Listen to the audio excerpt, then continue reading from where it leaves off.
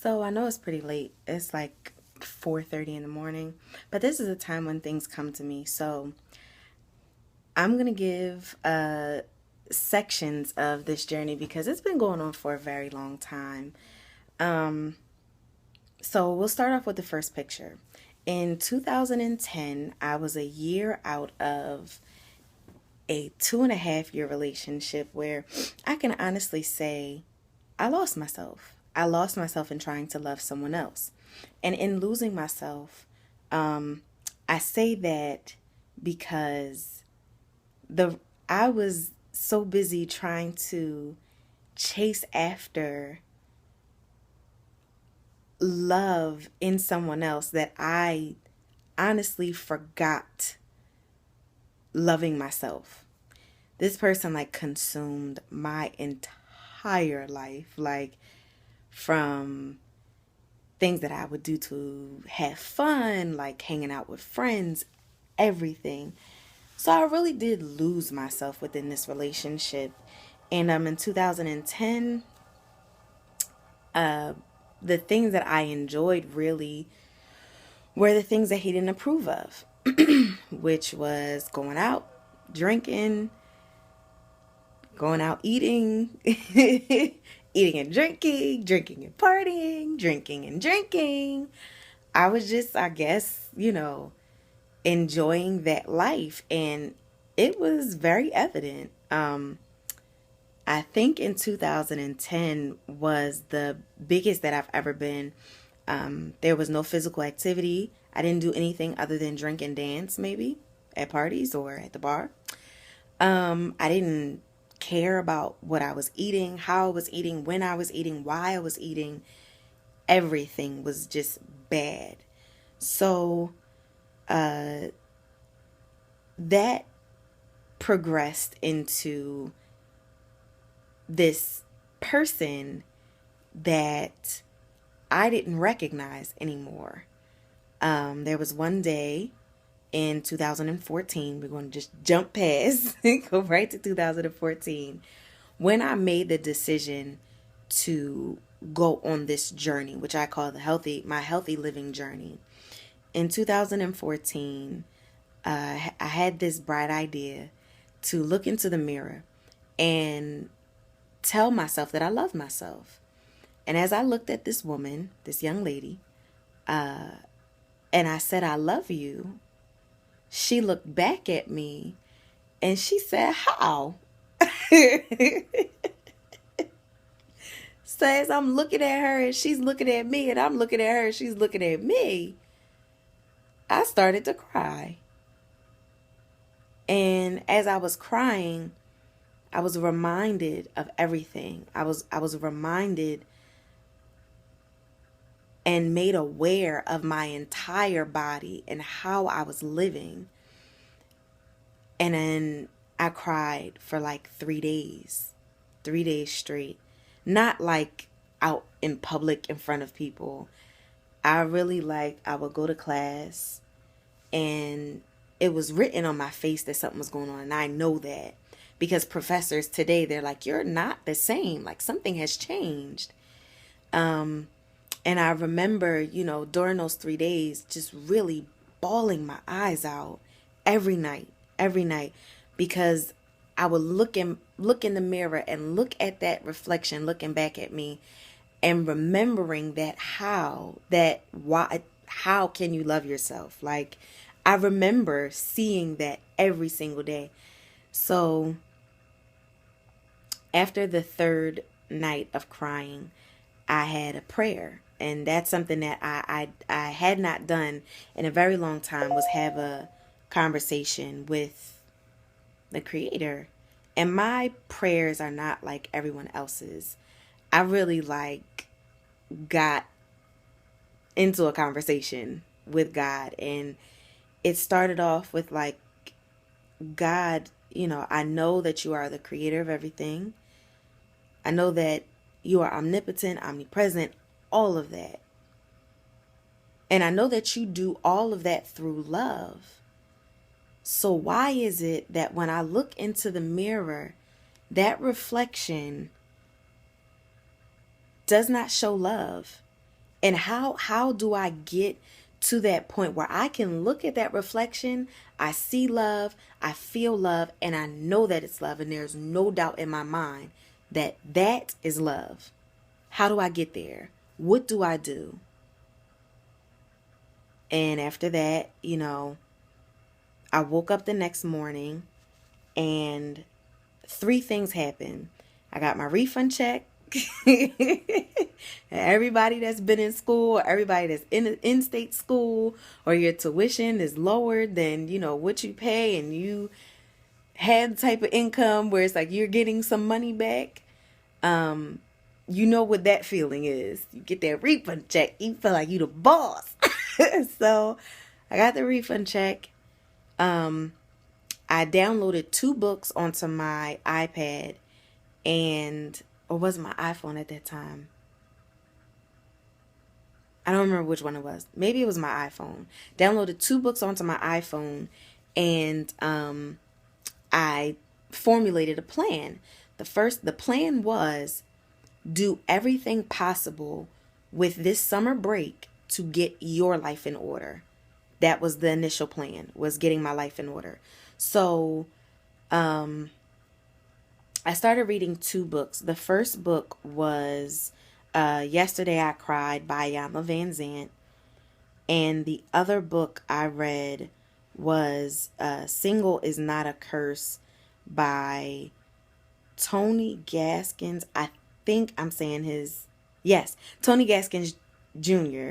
So I read those 2 books at first. I read The Single is Not a Curse first because I had been single since 2009. It was 2014. I was trying to figure some things out. I'm like, is it me? Is it them? Is it us? Like, what is it?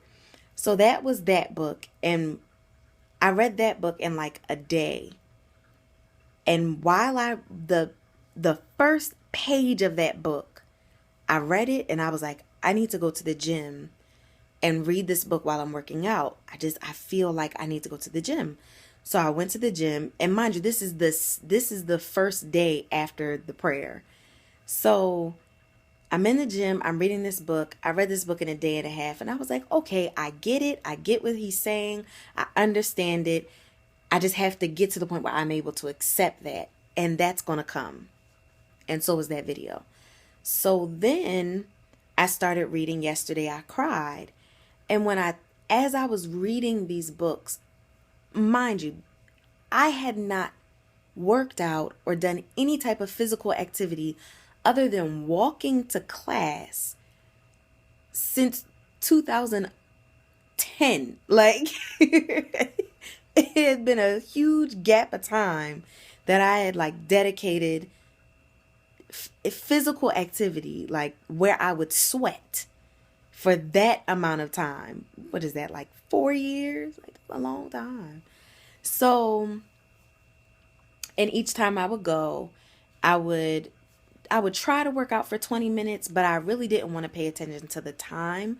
I wanted to really work out and work in what the book was saying, what these teachings from these people meant, and allowing it to resonate within my spirit so that I could really like put these things to work in my life. So I'm reading those books, and the time came for me to go home for summer break. And I was like, okay, now is the time to get your life in order. And I was home for maybe like 3 days before I went to my summer job for the first day. And I woke up that morning and I said, this is going to be hard. That was the first thing I said to myself. This is going to be hard. And I didn't understand at that time, like, what I meant by this is going to be hard, because I knew that working out is a way of relieving stress. Working out is a way of like meditation. Like, it can become that for people. And I know that it had been a long time since I did any physical activity. But what did I actually mean by this is going to be hard? So then I had my first day of working and doing like a hard workout. Like, this was the first day I decided to go to the gym and work out for more than 20 minutes. I think this is when I challenged myself to bump my time to 40 minutes so that I could get to the point where I could work out for 60 minutes. And I don't know why these time things were in my head, but that's what my goal was. It was setting a goal and seeing it through. Setting a goal, seeing it through. So my first day of going to the gym, I did 20 minutes before work and 20 minutes after. And after I was done, I took a picture. And it was written on my face how hard this was going to be. And the next thing that came to me was, this is the moment, and this is the test. This is the fight to end all flights. Yes. And it surely has been. So after that day, I did it again the next day.